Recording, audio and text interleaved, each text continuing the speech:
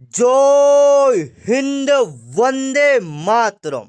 आज का आपका क्लास होने वाला है रेलवे ग्रुप डी का।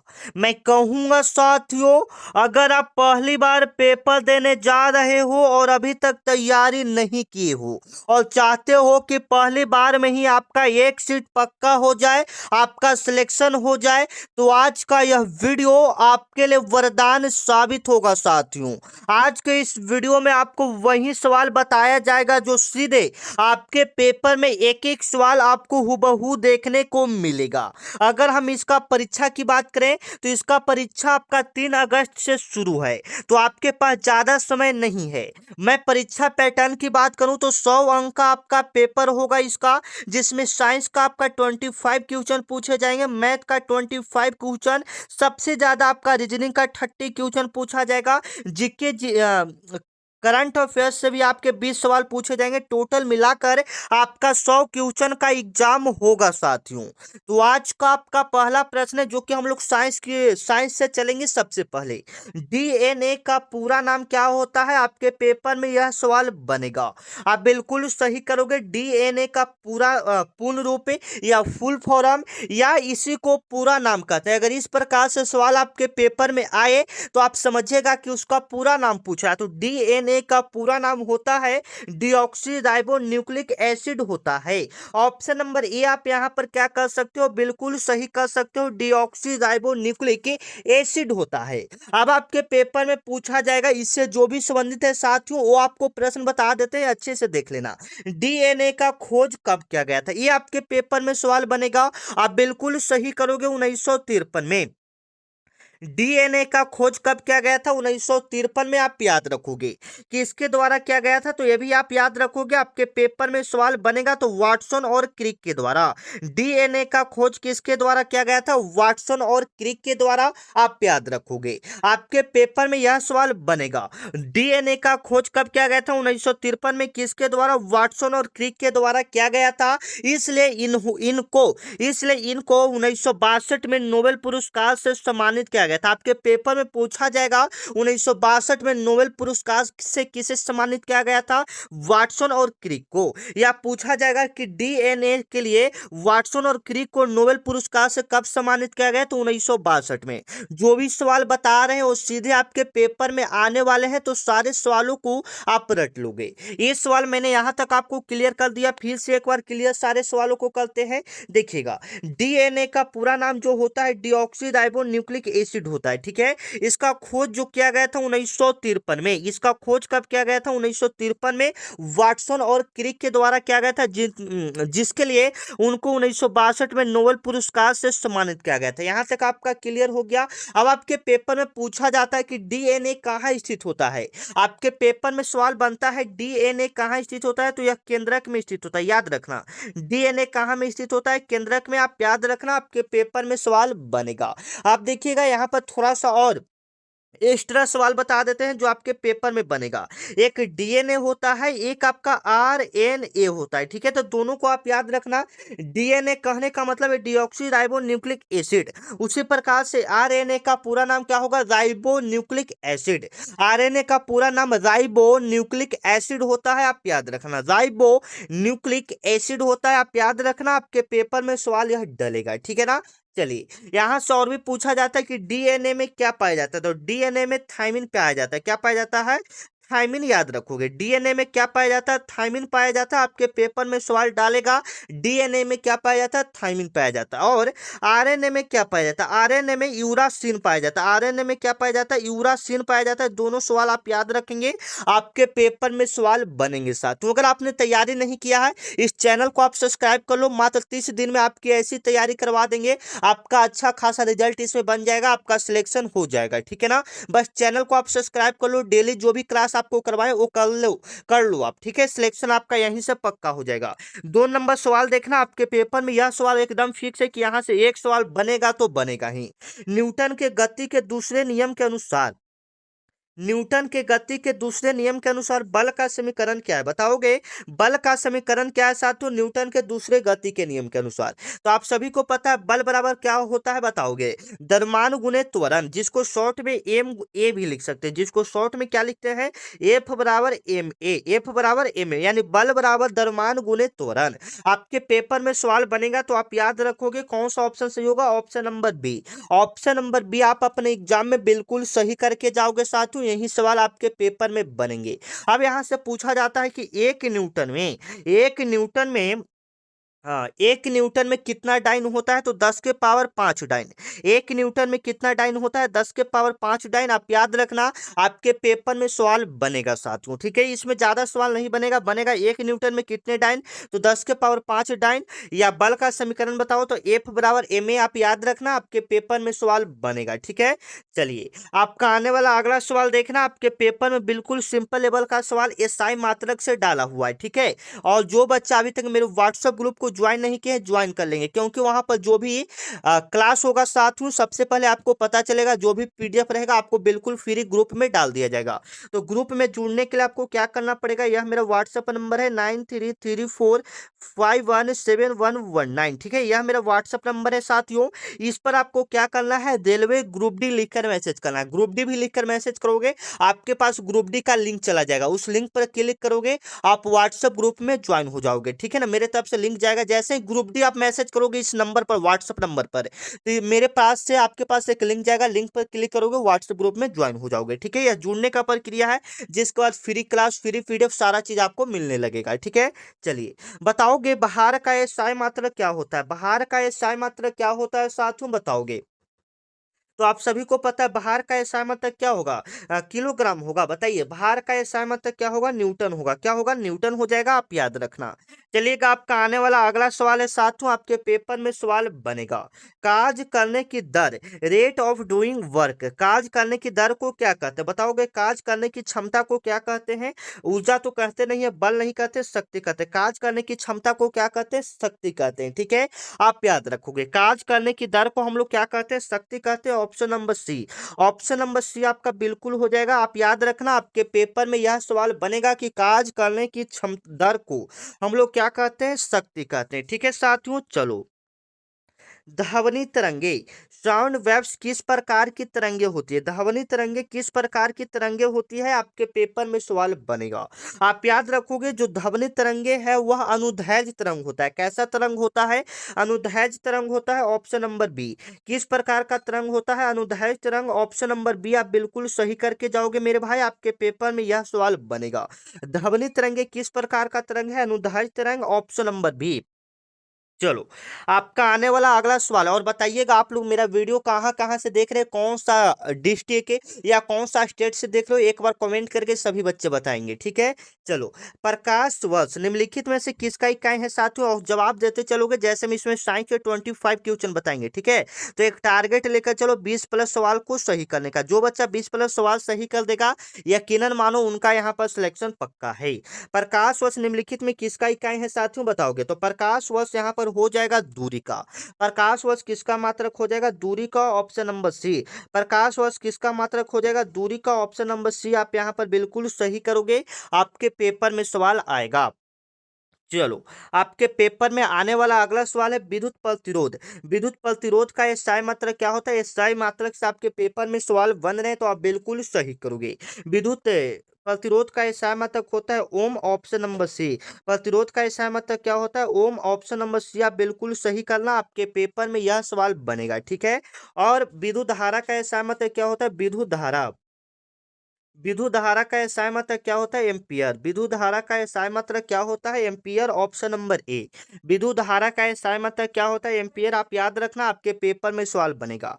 शक्ति का एसआई मात्रक क्या होता है, वाट। आप याद रखना, ये सारे सवाल आपके पेपर में देखने को मिलेगा। मैं तो कहूंगा, जो बच्चा चैनल सब्सक्राइब नहीं किया है, चैनल को आप लोग सब्सक्राइब कर लो, ठीक है?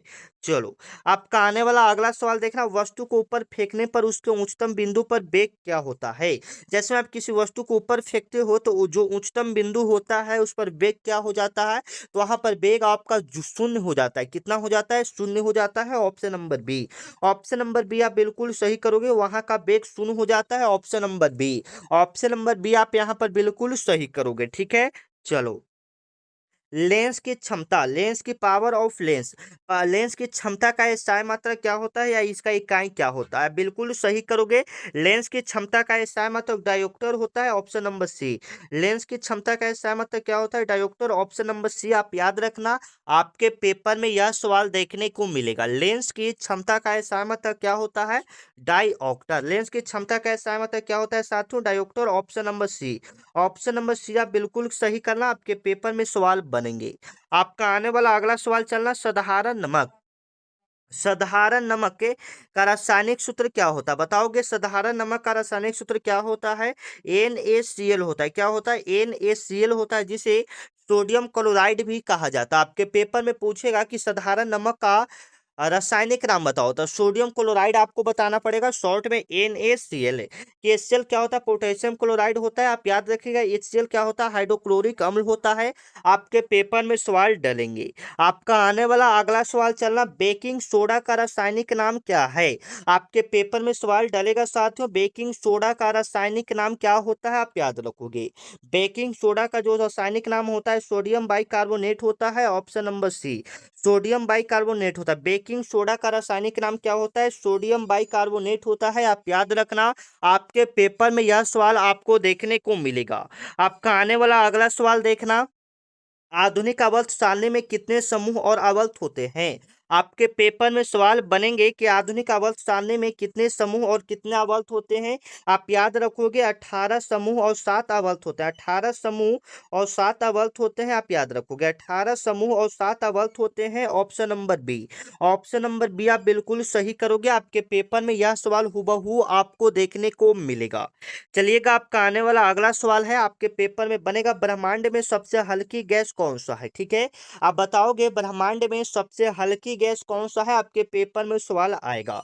हीलियम तो होगा नहीं, ऑक्सीजन तो होगा नहीं, नाइट्रोजन तो होगा नहीं, हाइड्रोजन ब्रह्मांड में सबसे हल्की गैस है। आप याद रखोगे, ब्रह्मांड में सबसे हल्की गैस कौन सा, hydrogen. Option number D, option number D आप बिल्कुल सही करना, आपके पेपर में सवाल आएगा। चलिएगा, लोहे पर जंग लगना, लोहे पर जंग लगना किस प्रकार का अभिक्रिया है, बताओगे। लोहे पर जंग लगना किस प्रकार का अभिक्रिया है साथियों, बताओगे। यह एक प्रकार का ऑक्सीडेशन है, यानी ऑक्सीकरण अभिक्रिया है। ऑप्शन नंबर बी, लोहे में जंग लगना किस प्रकार का अभिक्रिया है, तो ऑप्शन नंबर बी ऑक्सीकरण अभिक्रिया है। ऑप्शन नंबर बी आप याद रखना, आपके पेपर में यह सवाल हुबहू आपको देखने को मिलेगा साथियों। ठीक है, चलो, पीएच स्केल की रेंज, पीएच स्केल की रेंज कहाँ से कहाँ तक होती है, आपके पेपर में सवाल बनेगा। पीएच स्केल की रेंज कहाँ से कहाँ तक होती है, बताओगे। पीएच स्केल का जो रेंज होता है, पीएच एक स्केल की तरह होता है इस प्रकार से, जिसमें रेंज जो रहता है 0 से लेकर 14 तक रहता है। 0 से लेकर कहाँ तक रहता है, 14 तक, आप याद रखोगे। ठीक है, 0 से कब तक रहता है, 14 तक, याद रखोगे। ऑप्शन नंबर बी, इससे क्या किया जाता है, अम्ल और क्षार को नापा जाता है कि कौन सा वस्तु अम्ल है कौन सा वस्तु क्षार है, इससे पता किया जाता है। ठीक है, आप याद रखोगे। आपका आने वाला अगला सवाल देखना, बायोगैस, बायोगैस का मुख्य घटक निम्नलिखित में से क्या है? बायोगैस किससे प्राप्त किया जाता है, तो मीथेन से, जिसका सूत्र होता है CH4, आपको याद रखना पड़ेगा। बायोगैस किससे प्राप्त किया जाता है, मीथेन से। मीथेन का सूत्र क्या होता है, CH4, आप याद रखना। चलिएगा, आपका आने वाला अगला सवाल है, कमरे के तापमान पर तरल अवस्था में रहने वाला धातु कौन सा है। कमरे के तापमान पर तरल अवस्था में रहने वाला धातु कौन सा है, बिल्कुल आप सही करोगे, पारा मरकरी जिसको बोल सकते हो। ठीक है, option number D, option number D आप यहाँ पर बिल्कुल सही करोगे, पारा मरकरी जो है कमरे के ताप पर तरल अवस्था में रहने वाला धातु है। आपका आने वाला अगला सवाल देखना, मानव शरीर की सबसे बड़ी ग्रंथि कौन सा, आपके पेपर में सवाल डलेगा। मानव शरीर की सबसे बड़ी ग्रंथि क्या है, यकृत, जिसको लीवर बोलते हैं। ऑप्शन नंबर बी, मानव शरीर की सबसे बड़ी ग्रंथि कौन सा, यकृत, जिसको क्या बोलते हैं, लीवर बोलते हैं। ठीक है, याद रखना। चलो, आपका आने वाला अगला सवाल है साथियों, लाल रक्त कणिकाओं आरबीसी का जीवन काल लगभग कितना होता है? आपके पेपर में सवाल बनेगा। आरबीसी आरबीसी का जीवन काल लगभग कितना होता है साथियों? आप याद रखोगे, आपके पेपर में सवाल बनेगा 120 दिन का। आरबीसी का जीवन काल कितना होता है? 120 दिन का। आप याद रखना, आपके पेपर में सवाल बनेगा 120 दिन का, ठीक है ना? 120 दिन आप याद रखना। चलो, आपका आने वाला अगला सवाल है, कोशिका का ऊर्जा गृह पावर हाउस ऑफ सेल किसे कहा जाता है? आपके पेपर में सवाल बनेगा, कोशिका का ऊर्जा गृह किसे कहा जाता है? माइटोकॉन्ड्रिया को, ऑप्शन नंबर सी। कोशिका का ऊर्जा गृह किसे कहा जाता है? माइटोकॉन्ड्रिया को, ऑप्शन नंबर सी आप बिल्कुल सही करना। आपके पेपर में सवाल यह आएगा। आपका आने वाला अगला सवाल है, विटामिन सी की कमी से कौन सा रोग होता है? ठीक है, विटामिन सी की कमी से कौन सा रोग होता है? स्कर्वी होता है, option number D. Vitamin C की कमी से कौन सा रोग होता है? स्कर्वी, ऑप्शन नंबर डी आप याद रखना। आपके पेपर में सवाल बनेगा। विटामिन बी की कमी से बेरी बेरी, और विटामिन ए की कमी से रतौंधी, विटामिन डी की कमी से क्या होगा? रिकेटस होगा, आप याद रखना। आपका आने वाला अगला सवाल देखना, रक्त का थक्का जमने में कौन सा विटामिन मदद करता है? रक्त का थक्का जमने में कौन सा विटामिन मदद करता है? विटामिन के। रक्त का थक्का जमने में कौन सा विटामिन मदद करता है? विटामिन के, आप याद रखना। चलो, पौधों में जल का परिवहन किसके द्वारा होता है? पौधों में जल का परिवहन किसके द्वारा किया जाता है? आप याद रखोगे, जाइलम। अगर भोजन की बात करें तो फ्लोएम के द्वारा। दोनों आप याद रखोगे। दोनों सवाल आपके पेपर में देखने को मिल सकते हैं। आपका आने वाला अगला सवाल है, समान स्वस्थ मानव हृदय में कितने कक्ष होते हैं, कितने चैम्बर होते हैं? आप याद रखोगे, 4 चैम्बर होते हैं, ठीक है। चलो, आपका 25 नंबर सवाल है, आपके पेपर में डलेगा, प्रकाश संश्लेषण के दौरान पौधे कौन सी गैस बाहर निकालते हैं? तो आप बिल्कुल सही करोगे सर। पौधे जो है ऑक्सीजन गैस को बाहर निकालते हैं और कार्बन डाइऑक्साइड गैस को अंदर लेते हैं, ठीक है। आप याद रखिएगा। यहाँ पर साइंस के 25 सवाल को हमने क्लियर किया। अब आइए, समान जागरूकता और करंट अफेयर्स के सारे सवालों को कवर करते हैं।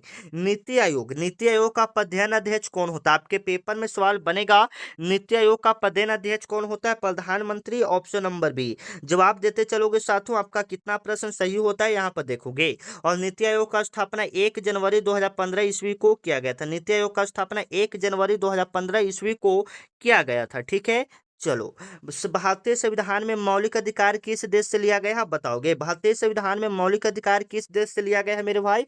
बताओगे, आपके पेपर में यह सवाल बनने वाले हैं, ठीक है। आप बताओगे, आपके पेपर में सवाल यहाँ पर आएगा, ठीक है। तो मौलिक अधिकार जो लिया गया है, रूस से लिया गया है, ऑप्शन नंबर बी। यह किस देश से लिया गया है? रूस से, ऑप्शन नंबर बी आप बिल्कुल सही करोगे। भारतीय अंतरिक्ष अनुसंधान संगठन का मुख्यालय कहाँ है? आप याद रखोगे, इसका जो मुख्यालय होगा साथियों, इसका मुख्यालय बेंगलुरु में होगा, ऑप्शन नंबर सी। इसका मुख्यालय आपका कहाँ में पड़ेगा? कहाँ में पड़ेगा? बेंगलुरु में। सत्यमेव जयते शब्द किस प्राचीन ग्रंथ से लिया गया? बताओगे, सत्यमेव जयते जो शब्द है, एक कहाँ से लिया गया? तो मुंडक उपनिषद से लिया गया, ऑप्शन नंबर ए। कहाँ से लिया गया है? मुंडक उपनिषद से। आप याद रखना, आपके पेपर में सवाल बनेंगे, ठीक है। चलो, कुचिपुड़ी किस राज्य का प्रसिद्ध शास्त्रीय नृत्य है? आपके पेपर में सवाल डलेगा साथियों, कुचिपुड़ी। कुचिपुड़ी किस राज्य का शास्त्रीय नृत्य है? आप याद रखोगे, कुचिपुड़ी, ठीक है। कुचिपुड़ी हो जाएगा तमिलनाडु का। कुचिपुड़ी आपका होना चाहिए साथियों, ये आंध्र प्रदेश का। कहाँ का? कच्चा पूड़ी कौन खाता है? तो आंध्र लोग खाता है। तो ऐसे ट्रिक से आप याद रख सकते हो, ठीक है। चलो, भारतीय रिजर्व बैंक आरबीआई का राष्ट्रीयकरण किस वर्ष किया गया था? बताओगे, आरबीआई बैंक का राष्ट्रीयकरण किस वर्ष किया गया था? आपके पेपर में सवाल डलेगा, आप बिल्कुल सही करोगे। आरबीआई बैंक का राष्ट्रीयकरण जो किया गया था साथियों, वो किया गया था 1949 में। कब किया गया था? 1949 में आरबीआई बैंक का राष्ट्रीयकरण किया गया था, ठीक है। आप याद रखोगे, आरबीआई बैंक का राष्ट्रीयकरण 1949 में, ऑप्शन नंबर बी। और इसका स्थापना 1935 में किया गया था, आप याद रखना, ठीक है। चलो, 7 नंबर आपका सवाल है, आप जवाब दोगे। विश्व पर्यावरण दिवस कब मनाया जाता है? विश्व पर्यावरण दिवस कब मनाया जाता है साथियों? आप याद रखोगे, 5 जून को। विश्व पर्यावरण दिवस कब मनाया जाता है? 5 जून को, ठीक है। विश्व पर्यावरण दिवस कब मनाया जाता है? 5 जून को, याद रखना, ठीक है। ऐसे बहुत सारे दिवस है जो आपके पेपर में पूछेंगे, ठीक है। सर्वोच्च नागरिक सम्मान भारत रत्न का शुरुआत कब से किया गया था? बताओगे, सर्वोच्च पुरस्कार जो भारत रत्न है, उसका शुरुआत कब से किया गया था? तो 1954 से। उसका शुरुआत कब से किया गया था? 1954 से। आप याद रखना, आपके पेपर में सवाल बनेगा, उसका शुरुआत कब से किया गया था? 1954 से, ठीक है, याद रखना। चलो, आपका आने वाला अगला सवाल है, पानीपत का प्रथम युद्ध इब्राहिम लोदी और किसके बीच, इब्राहिम लोदी के बीच, बाबर और इब्राहिम लोदी के बीच कब हुआ था? तो 1526 में। पानीपत का प्रथम युद्ध 1526 में बाबर और इब्राहिम लोदी के बीच हुआ था। आप याद रखना, आपके पेपर में यहाँ से सवाल देखने को हुबहू मिलेगा, ठीक है। चलो, आपका आने वाला अगला सवाल है, संतोष ट्रॉफी का संबंध किस खेल से है? ठीक है, संतोष ट्रॉफी का संबंध किस खेल से है? तो हॉकी से। Option number C. Option number C आप क्या करोगे? बिल्कुल सही करोगे, ठीक है। चलिए, संतोष ट्रॉफी नहीं, संतोष ट्रॉफी का संबंध यहाँ पर फुटबॉल से होगा। किससे होगा? फुटबॉल से होगा, ठीक है ना, फुटबॉल से। Option number B. चलिए, असम का काजीरंगा राष्ट्रीय उद्यान किसके लिए प्रसिद्ध है? तो एक सींग वाले गैंडा के लिए। Option number B. Option number B आप क्या करोगे यहाँ पर? बिल्कुल सही करोगे, ठीक है। चलिए, नोबेल पुरस्कार जीतने वाले पहले भारतीय कौन थे? नोबेल पुरस्कार जीतने वाले पहले भारतीय कौन थे? बिल्कुल आप सही करोगे, नोबेल पुरस्कार जीतने वाले पहले भारतीय थे